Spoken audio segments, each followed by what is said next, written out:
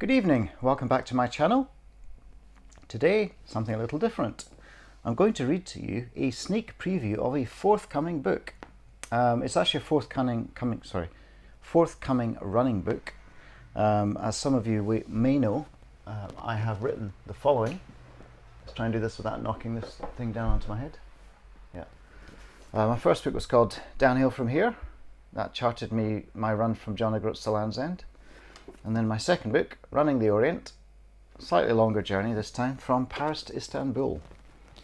Well, during lockdown, I took part in 50 different running adventures, ranging from modest, running up my first park run, to a 100-mile race, running up and down Ben Nevis, running with some of my inspirations, including Sean Conway. And I've written about them in this book, which I'm currently seeking a publisher for. So if you're a publisher or an agent, get in touch and maybe we can make it happen. Failing that, I will self-publish if I don't find a mainstream standard publisher for it. But anyway, here is a preview. I'm going to read the introduction and then I'm going to read the first chapter. And the book is called, working title, Just for the Hell of It, 50 Running Adventures at 50. Introduction. In February 2019, I blew up my life.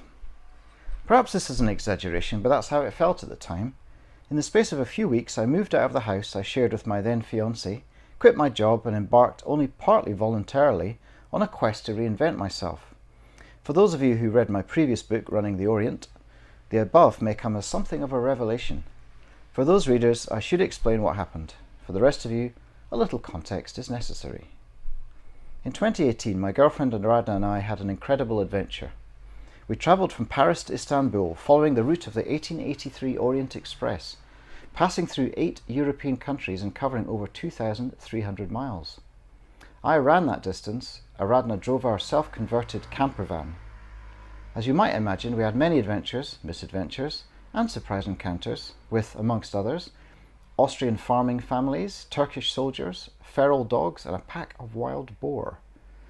Our adventure lasted 110 days, and at the end of it, having squirreled away an engagement ring, I popped the question to my long-suffering partner, and to my delight, she said yes.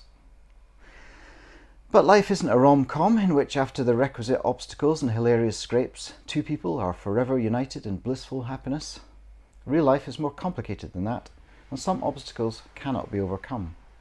Radna and I had our difficulties even before we set off on our pan-European wanderings. However, in February 2019, I did something that tipped the balance into the red and we never recovered. I'm not going to tell you what it is, not because I'm being needlessly coy, but because it's too personal, too painful, and not relevant to the book you're currently reading. All you need to know is that our split was largely my doing, and the fact that Radna remains a close friend is testimony to her huge powers of forgiveness and forbearance. I'm ashamed of how I acted and of the consequences of those actions, and I've done a lot of soul searching, some of it with the assistance of mental health professionals. As I said, the immediate consequences of my wrongdoing was that our relationship broke down. It took a year, a painful period in which we struggled to rebuild trust and understanding, and instead came to understand how intractable our differences were. We parted fondly, sadly, but inevitably.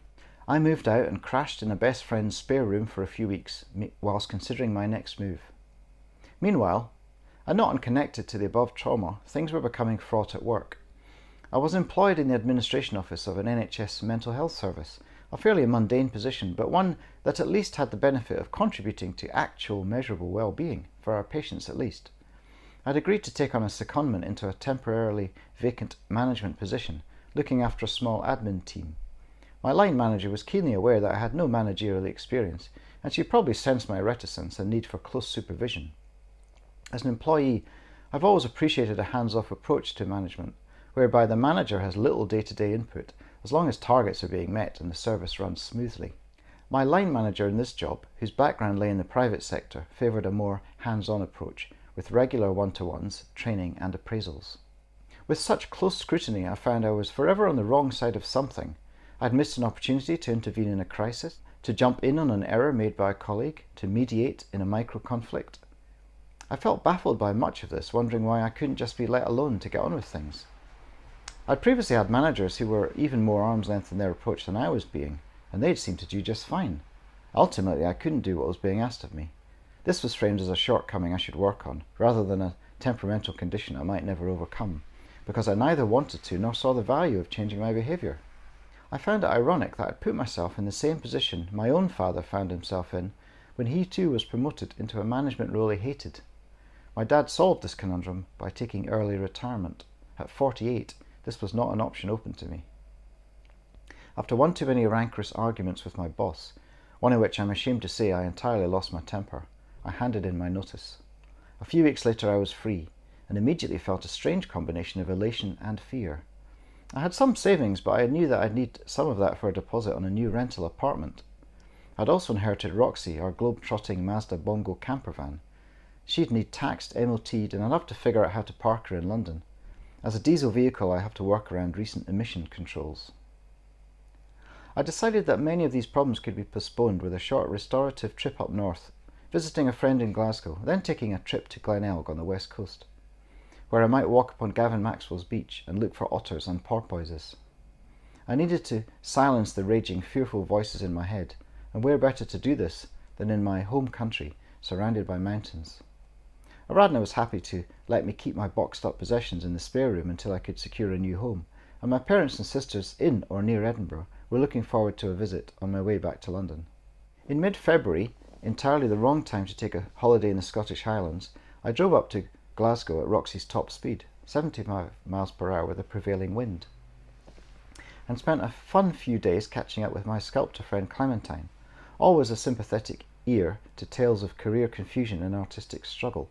I then made my way through snow-dusted peaks and valleys to Glenelg, a small picturesque village overlooking Skye in the sound of sleet. At first the weather was remarkably civilised, as I parked Roxy on a lay-by at the top of the Mam Ratigan, an 1116 feet high peak overlooking Loch Duach. The view was spectacular, and my run down to Glenelg and back, 1219 feet of ascent, was brutal but exquisitely invigorating. I began to regain that sense of calm quietude you don't really get in London, and nothing more taxing was required for my days than cooking pasta in Roxy's miniature hand-built kitchen, drinking a pint of ale in the wood-smoke-scented Glenelg Inn, or strolling back to the van by the light of my iPhone's torch app, under a velvet sky pierced by pinpoint stars. The idyll darkened somewhat when I went to visit the beach I'd walked upon so often as a child, in the company of my parents, with its many attendant memories, porpoises leaping beyond the miniature lighthouse, now dismantled, discovering what looked like an old World War II mine among the rocks, fleeing swarms of midges on an ill-advised teenage cycling trip. By contrast, this visit began with several wrong turns on the denuded forestry paths that weaved their way down to Sandaigue. I parked on the road and took to a gravel path signposted with the tiniest of arrows.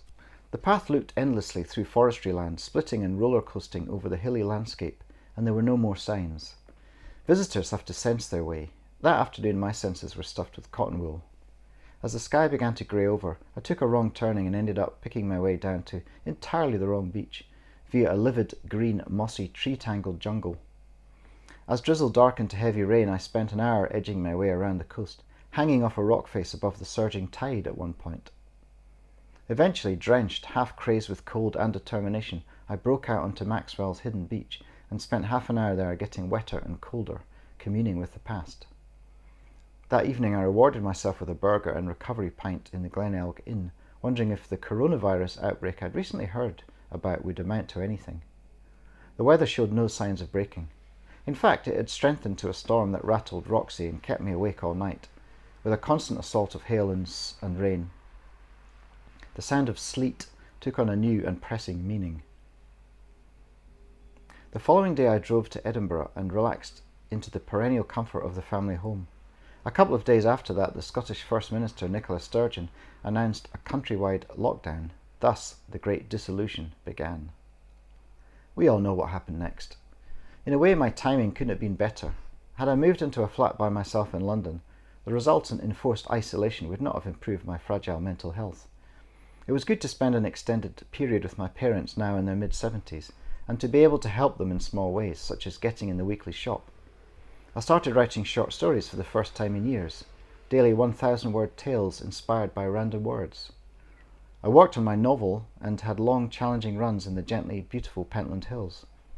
It was a very predictable, regular and relaxing time, with few duties and lots of time to think. Eventually, of course, that too had to end. I needed to head back to London and find some way of earning a living. My one movie and 2 non-fiction books to date were not something I could build an empire upon. Finding a new job would now prove especially taxing, given hundreds of thousands of workers being put on government-funded furlough during the pandemic, businesses closing down and employers being extra cautious. I toyed with the idea of starting my own literary magazine or running a mobile bookshop, but both plans seemed impractical and more likely to be ways of destroying my savings rather than enlarging them. No, I'd have to face it, my opportunities, such as they were, lay back in London, where I might pick up leads, occasionally see my friends in a suitably socially distanced way, of course, and learn to live like a proper adult again. 50 was staring me in the face, a half-century milestone that sneaked up upon me like an evil clown, mocking and terrifying me in equal measure. What had I really achieved, and how pitiful did my tally of achievements look when compared with what in my 20s I'd assumed would be my lot by now? Where was the self-designed house, ideally with a stream running through the wooded back garden? Where were the kids? Where, most vitally, was my soulmate? When I allowed my thoughts to explore these dark alleys of rumination, they seldom returned carrying anything good. I wanted more adventures. I needed more than ever to maintain my physical fitness, and I craved a project. Once I satisfied the basics, find a flat, sort out parking for Roxy, start earning a scrap or two from freelance copywriting, I wanted to plan another challenge. I quickly realised that anything on the scale of running the Orient was out of the question. I simply did not have the resources or the willing support. Those dreams of running the Great Patagonian Trail, Appalachian Way, or length of New Zealand would have to wait. COVID-19 made travel planning impossible in any case. Then something struck me. Since 50 was bearing down on me, why not face it squarely with 50 challenges? I realised that my limitations could be turned into strengths. Since I couldn't travel far, I'd stick to runs I could reach in Roxy. Because I had limited resources, these could be 1 or 2 days in duration at most. And due to the pandemic, very few of them would be organised races, since large-scale events were mostly being cancelled, postponed or rendered virtual.